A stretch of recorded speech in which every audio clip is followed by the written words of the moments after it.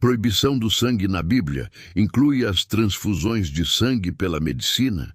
Olá, tudo bom? Estamos novamente aqui para conversar um pouquinho com você dessa vez a respeito de uma doutrina central das Testemunhas de Jeová e que desde que começou a vigorar tem sido motivo de grande controvérsia. Estou falando, evidentemente, da doutrina relacionada ao sangue, ou seja, das transfusões de sangue que são proibidas pelo corpo governante das Testemunhas de Jeová desde meados da década de 1940, mais precisamente desde 1945. Antes disso, Charles Taze Russell e Joseph Rutherford eram favoráveis às transfusões de sangue. Russell, inclusive, elogiava em seus escritos a técnica da transfusão e até incentivava os cristãos a doarem sangue. Mas isso tudo mudou. Na década de 40, conforme eu já disse, as transfusões passaram a ser proibidas pela liderança, pela autoridade eclesiástica, o chamado corpo governante.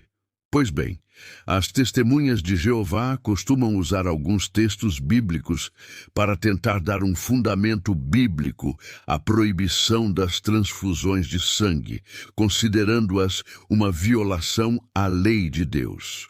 Usam, por exemplo, o texto de Gênesis 9:4, as instruções da lei mosaica em Levítico 17, 13 e 14, entre outros, e principalmente aquela decisão apostólica registrada em Atos 15, 28, 29.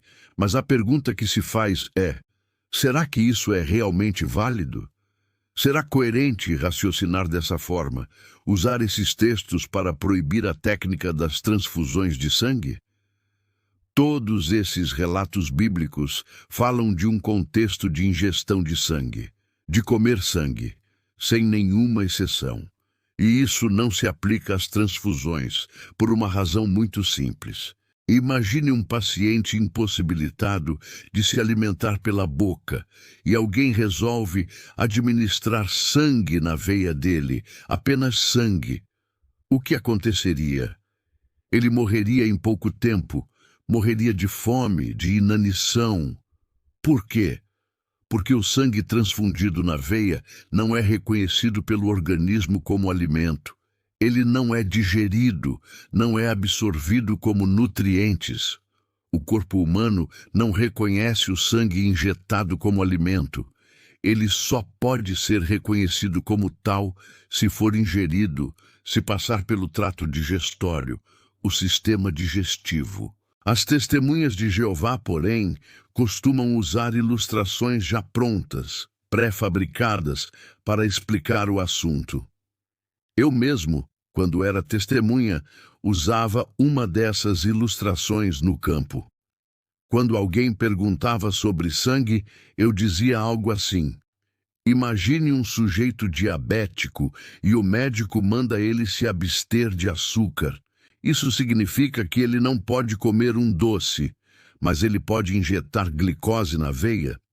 E a pessoa geralmente respondia: não, claro que não. E eu ficava satisfeito, achando que tinha provado o meu ponto. Mas hoje eu vejo que essa ilustração não se aplica. Era a ignorância da minha parte achar que sim. O álcool e a glicose, ao contrário do sangue, são reconhecidos quimicamente como alimento pelo organismo quando injetados na veia. Já o sangue não é. Portanto, a comparação é incorreta. Todos os textos bíblicos usados para proibir transfusões, que falam sobre comer sangue, não se aplicam à técnica médica moderna da transfusão.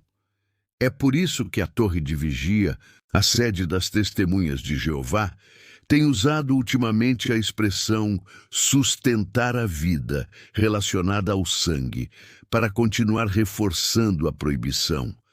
Mas a verdade é que nós sustentamos a vida por uma série de meios e processos: comer, beber, respirar, dormir. E a Bíblia proíbe somente o comer sangue, algo bem específico. Outro ponto interessante é o que envolve o doador de sangue. Quando a Bíblia fala de derramar o sangue no solo, ela se refere ao sangue de um animal sacrificado para alimento. A ideia era devolver simbolicamente o sangue à terra, reconhecendo-o como sagrado, símbolo da vida que Deus, Jeová, concede. Mas isso é totalmente diferente de uma transfusão. No caso da transfusão, o doador não é morto. Ninguém mata uma pessoa para doar sangue. O doador continua vivo e não há necessidade de derramar o sangue como símbolo da vida devolvida a Deus. Não há, portanto, desrespeito algum ao caráter sagrado do sangue. O sangue, nesse caso, não é alimento e não é sacrifício. É apenas um recurso médico para preservar a vida. Além disso, vale a pena refletir: o que tem mais valor, o símbolo ou aquilo que ele simboliza? Por exemplo, esta aliança que eu uso é um símbolo do meu matrimônio. É importante, claro, mas se eu a perder, posso comprar outra. O mais importante não é o anel em si, mas o casamento, a relação, a família que ele representa. Da mesma forma, o que é mais importante? O sangue, como símbolo da vida, ou a própria vida que ele simboliza? Sem dúvida alguma, a vida em si é mais importante. As testemunhas de Jeová, muitas vezes sem perceber, ao seguir esse raciocínio equivocado da liderança, acabam valorizando mais o símbolo do que a realidade que ele representa, o sangue mais do que a vida. Antes de mais nada, gostaria de esclarecer que, evidentemente, eu não estou, e nem pretendo, analisar a fundo todos os aspectos relacionados a essa doutrina. Há muita coisa envolvida, muita leitura e pesquisa a ser feita, e não é em um vídeo de poucos minutos que isso deveria ser abordado. Então, quero apenas fazer algumas considerações básicas, algumas linhas de raciocínio, as mesmas que me levaram a meditar profundamente nessa questão, ler, estudar e pesquisar cada vez mais, a fim de chegar às devidas conclusões. É isso que estou trazendo aqui para você, compartilhando um pouco do que compreendi para que você também possa pensar e raciocinar a respeito. Talvez algo que eu diga aqui seja novidade para você. Talvez não, mas de qualquer forma, a ideia é que possamos nos ajudar mutuamente no sentido de chegar às conclusões necessárias, visto que esta é uma doutrina que mexe com vidas humanas. Não é uma questão de menor importância, de forma alguma. Por isso, precisamos estar realmente bem fundamentados em relação a ela.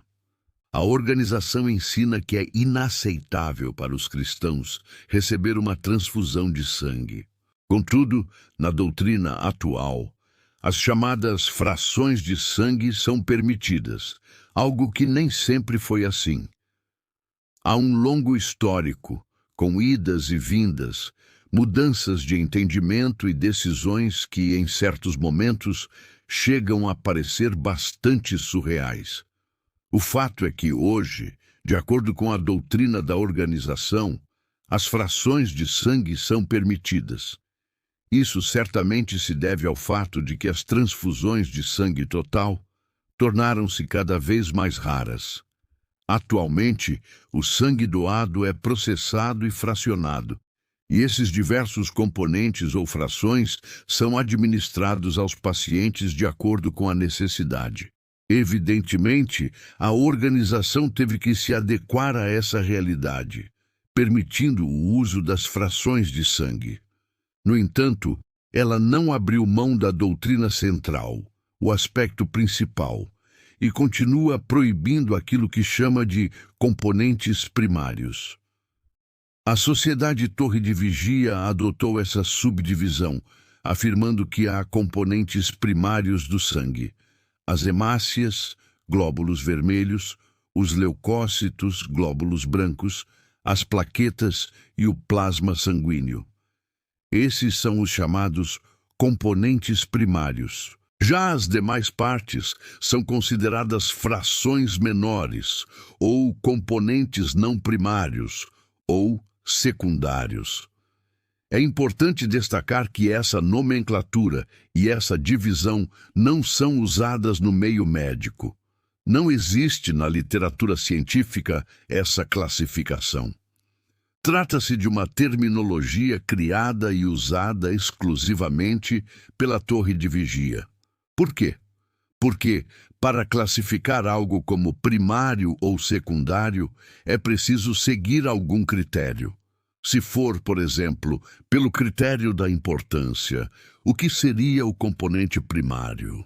Para um hemofílico, o componente mais importante é justamente o fator de coagulação específico que ele necessita. Para ele, esse seria o primário. Já para outra pessoa, não. Assim, esse critério não se sustenta. Se o critério for a quantidade ou concentração, também não se aplica. Existem frações consideradas não primárias pela organização, mas que estão presentes no sangue em maior concentração do que, por exemplo, as plaquetas, que são classificadas como primárias e têm uma quantidade bem menor. Ou seja, mesmo por esse critério, a classificação não faz sentido. Devemos, portanto, ter em mente que essa divisão entre componentes primários e secundários é algo criado pela Torre de Vigia, não pela ciência médica. Voltando às considerações. O plasma, por exemplo, é considerado pela Torre de Vigia um componente primário. Portanto, seria inaceitável para o cristão, segundo a doutrina.